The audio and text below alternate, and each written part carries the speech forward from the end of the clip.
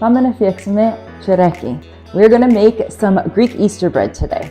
So I was just at the grocery store, and it's kind of always been a dream of mine to make Tsourekia here in Greece because I've only really made it in Canada. And when I was walking through the baking aisle, I actually saw specific flour to make Tsourekia. So it was a sign that it had to be done.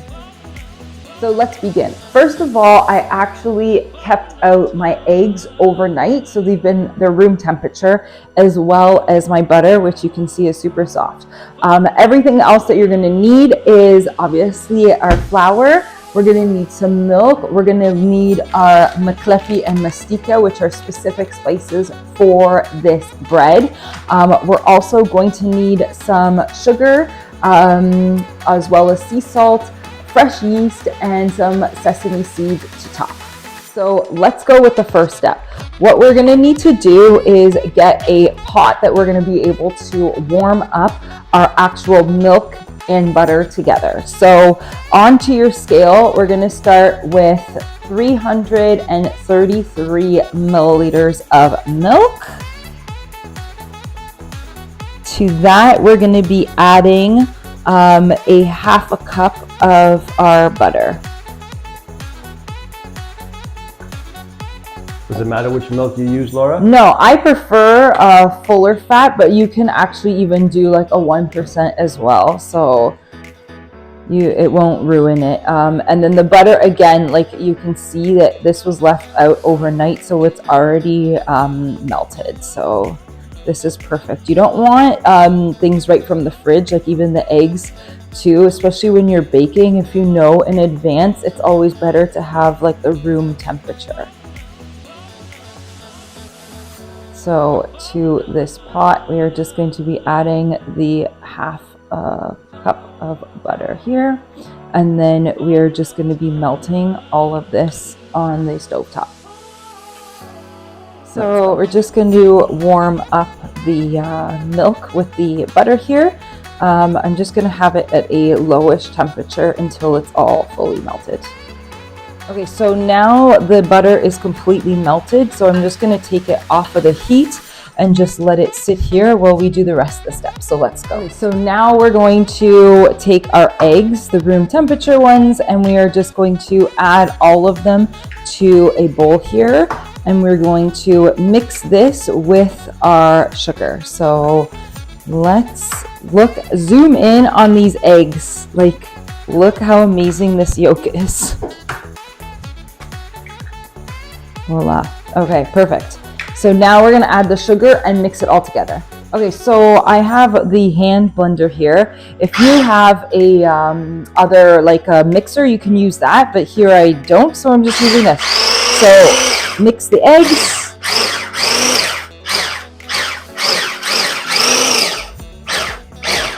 And then to this, I'm gonna add 1 1/4 cups of sugar. So I tried to blend up the sugar because I found raw sugar, so it was a little bit too coarse. And I prefer to use raw sugar than a plain white sugar. So I blended it up just to make it a little bit smoother. And mix it together.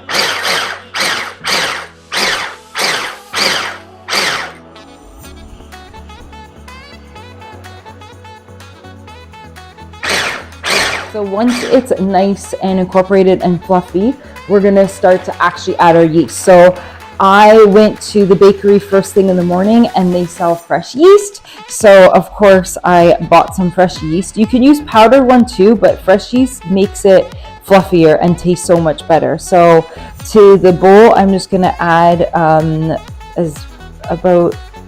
So once it's fully incorporated and nice and fluffy, we're going to add our fresh yeast. So I just went to the bakery and I picked up some fresh yeast, and we're gonna need about that much, which looks about 2 tablespoons worth. Now to this, we're gonna add a pinch of our sugar to it, and I have warmed up some hot water here, like warm water, sorry, I should say. And we're going to mix it to the yeast to activate it. So we're gonna mix it all together and make sure that this is fully mixed in, melted before we add it into the egg and sugar mixture. And if you don't have fresh yeast, you can use powdered yeast, but obviously if you can find fresh yeast, it gives it a nicer flavor and it makes the bread obviously more fluffy and airy. Okay, so let's add this in and then we're gonna mix it up again. Okay, so I'm just gonna add our mixture into a bigger bowl here so that we have more space to add the milk and the butter, as well as the flour and the rest of the spices that are gonna come. So here we go, and then let's add the milk. So you'll see that the butter actually will stay to the top, so just give it a little mix to well incorporate it. And then I do like to check the temperature first to make sure it's not overly hot. If it's very hot, then leave it a bit because we don't want to curd the eggs, but this is a perfect temperature. So just slowly start to add it. And you'll see, because the yeast is in there too, how fluffy and bubbly it's already becoming. Perfect. Now we'll go to the next step. So we've got a fresh orange, which I've washed, and we are going to peel all of the skin and grate it into the mixture here. So You mean zest, not the peel. zest, yeah, sorry. The peel, which is the zest of the orange. And this is gonna give it amazing flavor in the actual Tsourekia. So you definitely need to add orange zest.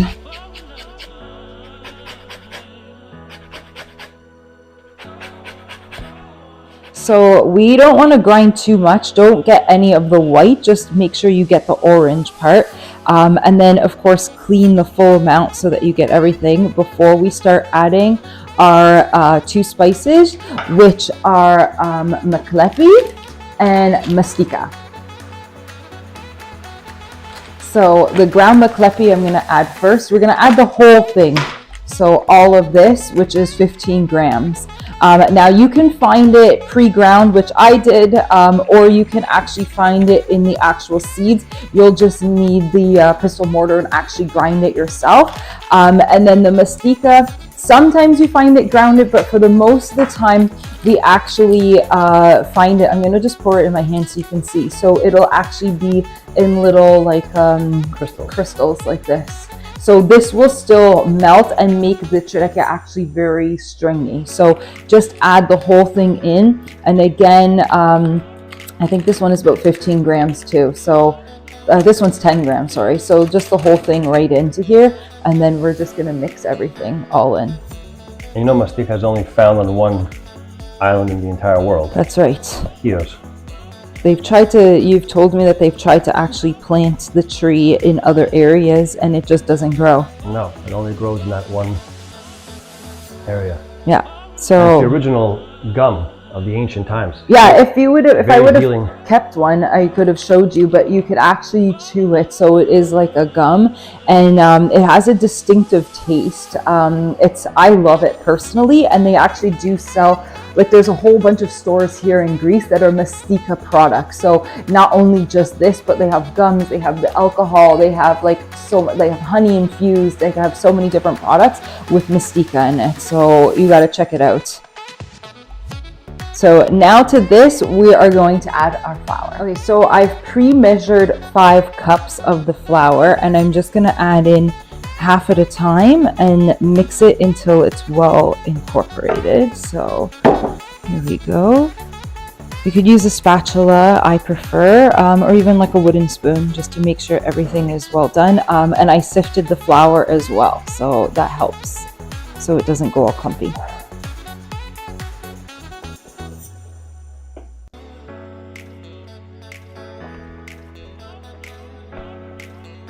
So just added the rest of the flour and keep mixing with it. You can even use your little whisk as well. It will start to get to the point where it won't mix anymore. So that's when we'll have to change from your tools with your hands. This is how it's gonna look when it gets to the point where it's too sticky. And now I'm just going to dust some flour over the cleaned counter. and then we are going to pour this out and mix it with our hands. And you might need to add a little bit more flour as you go, but also we're going to add a touch of olive oil too, so that it prevents it from sticking onto your hands. So I'm just going to grab another little bowl with some olive oil on the side so I can dunk my hands in it.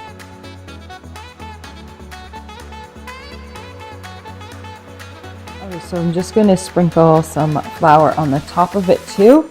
And then I have my olive oil right here. So I'm just going to dunk my hands in the olive oil to start mixing it and incorporating everything. So we want it to be sticky, the actual like dough, but you don't want it to be to the point where it won't come off the counter. So that's why we do a mixture of both the flour and the olive oil. If you continue to keep on adding flour and flour and flour, it'll actually make it very tough.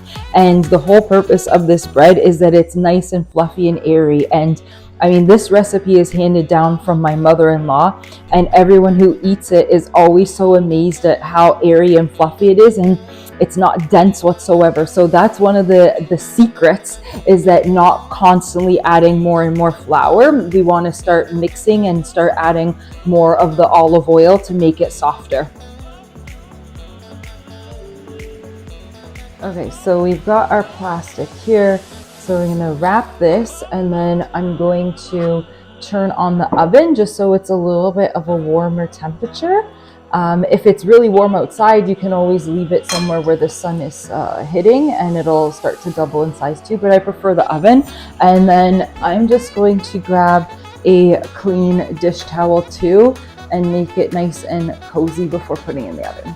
Okay, so we just want the oven to be slightly warm. So think of like a nice warm summer's day, not too hot, because it's actually going to cook the bread. So we just want it a little bit warm. We're gonna leave it like this. I like to leave it on a little bit of a lower rack because it will actually rise. And then we're gonna come back in around like 1.5 to 2 hours just to see how it's looking, to see if we're ready for the next step. Okay, so it's been 1.5 hours, and you'll see that our Tsourekia is definitely looking amazing. I already cleaned some of the oven because it had fallen quite over, but this is exactly what you want to see. You want to see it starting to fall, and oh, there you go. You could see it on the rack there that I didn't clean yet.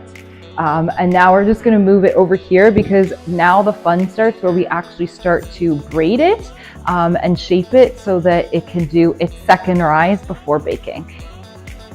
And look at this, like this is the elasticity that I was talking to you about. So that's what we really want. So it makes the dough nice and fluffy and like stringy. That's what you look for in the perfect Tsourekia. Okay, so we have our olive oil here. I'm just going to put it in each of the bottoms of our pans here.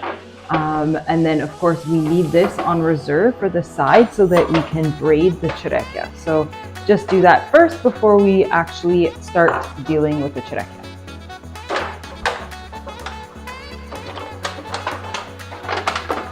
You gotta make sure you cover everything, otherwise yes, it's gonna stick, right? Exactly. So we want to make sure it is really all the way, even up to the rims, because it could we're letting it rise again, so it could actually overflow. So make sure you are getting even the rims of the actual trays. And I prefer to use disposable ones because it's easier, but if you have like silicone or if you have the metal, no problem. I would say with the metal, make sure that you're putting like a liner or a lot of oil so that it doesn't stick.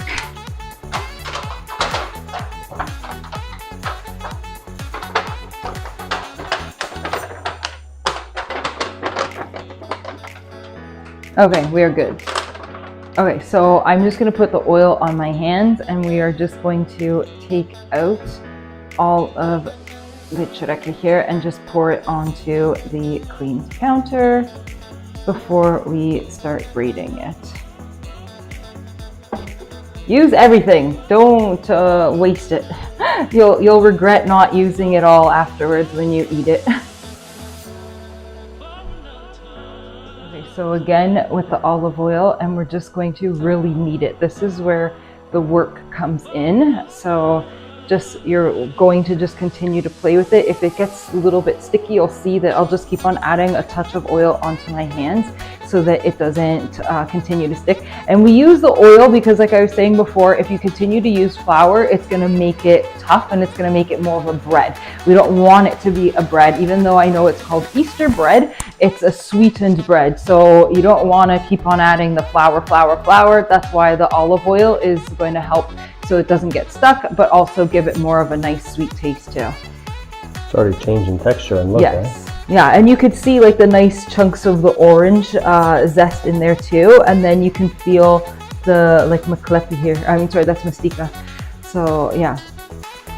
Okay, so now I'm just going to roughly shape into 4 sections, so just evenly divide because I'm going to make 4 loaves.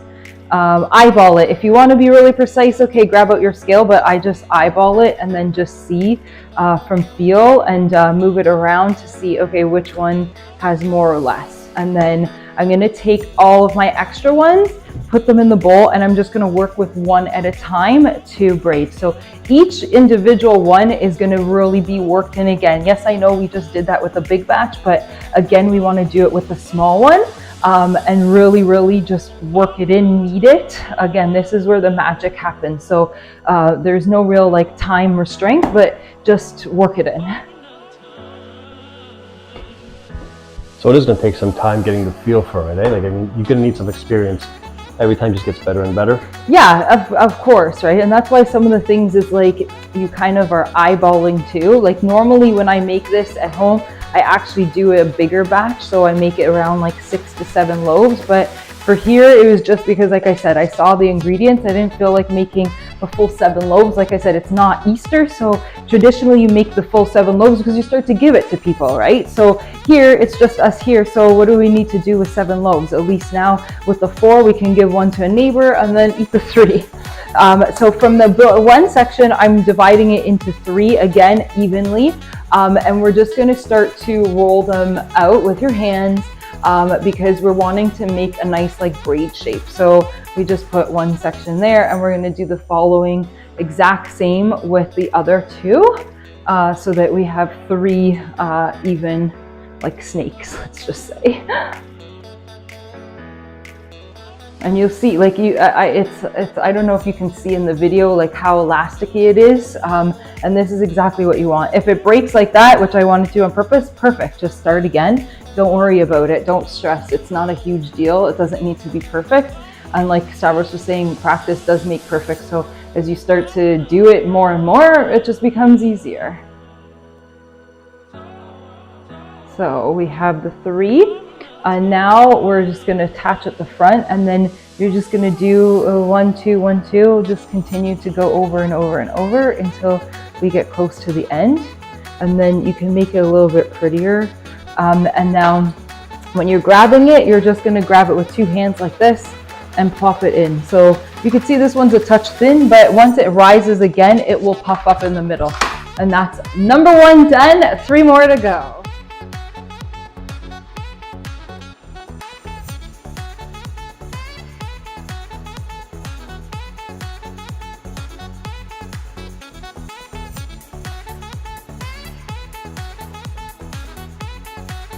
Okay, so I did all 4, and you can already start to see that it is rising again. So again, I'm gonna just put some plastic wrap over every single one of them and put it back in the oven. The oven is still a little bit warm, so I don't need to heat it up again. If your oven temperature is dropped, then obviously heat it up a little bit again so it's nice and warm. And we're gonna let this rise for a second time. In the meantime, while this is rising, you are actually going to take out an egg from your fridge so that it is a little bit more of a room temperature because we're going to need this for the top of the Tsourekia, and we're going to top it with some sesame seeds, sliced almonds, or you can even just leave it plain. So just to make your egg room temperature, take it out now. And then we're going to let all of these go for their second rise. And how long are you going to be rising for? So I like to put the timer on for like 45 minutes and then check and see. We want them to be doubled in size. So It's obviously very hot here, so I would say like that timing will be good. But if it's cooler, then you might need a little bit more time. But just remember what line you had them at. So like these right now are about here level. So you'll see once it's like at the top or overflowing, that's the perfect time. So let's put these in the oven, and then we will put a timer on for around 45 minutes.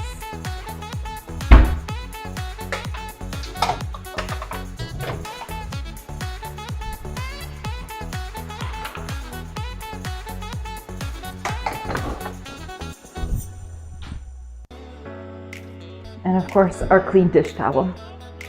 It's like a little blanket. Voila. Okay, so the timer just went off, so that's 45 minutes. And you can see, obviously it's doubled in size, so we are good to go. So I'm gonna take each of them out and put them here on the side so that we can put our egg mixture on top, as well as some sesame seeds. And in the meantime, I'm going to turn the oven on to get to temperature. So we're going to put it at 175, which is 350, onto the bake section.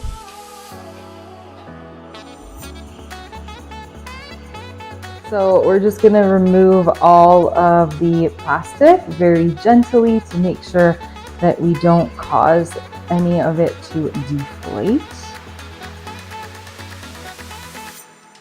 You need to concentrate.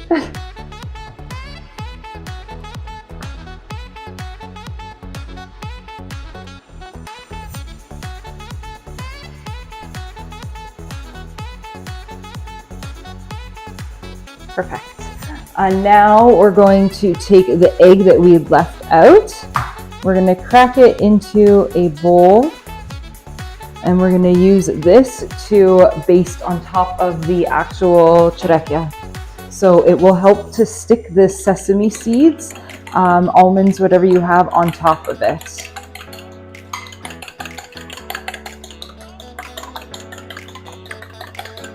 Perfect. If you have a brush, you can use the brush. Otherwise, you can just use the fork like I am. And we're just going to evenly put it on top of each of these Tsourekia here.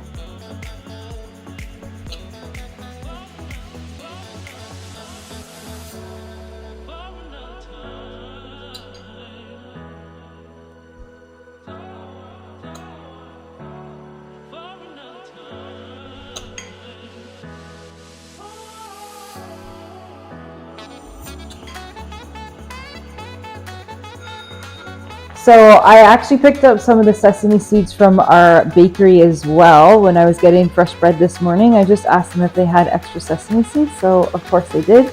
And if you want, you can actually even add a little bit of sliced almonds, or you can just leave it plain and bake it as is with just the egg wash. So today I'm just gonna put sesame seeds. And I'm actually going to leave one plain because I do have someone in our family that wants a plain one. So that's it. I'm going to just chop it a touch more with some egg wash, and then they are going to be ready for the oven once the oven temperature sets at the 350, 175. So I'm just going to top the rest of the egg on top of the sesame seeds. This obviously helps to just keep them in place too. And then when we put everything in the oven, it's going to need about 45 minutes in the oven. So I'm going to put the timer on for about the first 15 to 20 minutes. And make sure that the tops don't get too burnt. If they start to get too much color, you'll see I'm just gonna rip a piece of aluminum foil to protect them so that everything gets cooked evenly, but the tops stay nice and not overcooked. Okay, so the oven temperature is ready. So I am going to plop every single one of them in, making sure that they actually have a little bit of space between them. Obviously the temperature is going to drop because I've had it open for a little bit, but that's fine. And then the last one here, and like I said, I'm going to put the timer on for 25 minutes to make sure that they don't get brown at the top, too brown. The timer just went off and I covered it with foil, as you can see, to make sure that it's not going to get super crispy, but it did get really nice color there. So now we're going to take them all out one by one, or two by two, we'll try it now. And we're just going to put them all just on the stove to cool down before we enjoy it. So of course we have the non-sesame seed one, and then the rest have the sesame seeds. Now don't, even though you might be tempted, do not try and eat these until they've cooled down. We're gonna let them cool down for a little bit. I'm gonna take them out and then let them air cool, and then you can enjoy it. So this is how our Tsourekia needs to look. I'm just gonna show you, this is the final test, and this is how you know it's a good Tsourekia. You just rip it and you will see all of like the stringiness from it. And this is the best way. You don't need to cut it with a knife or anything. Honestly, just rip it with your hands and enjoy.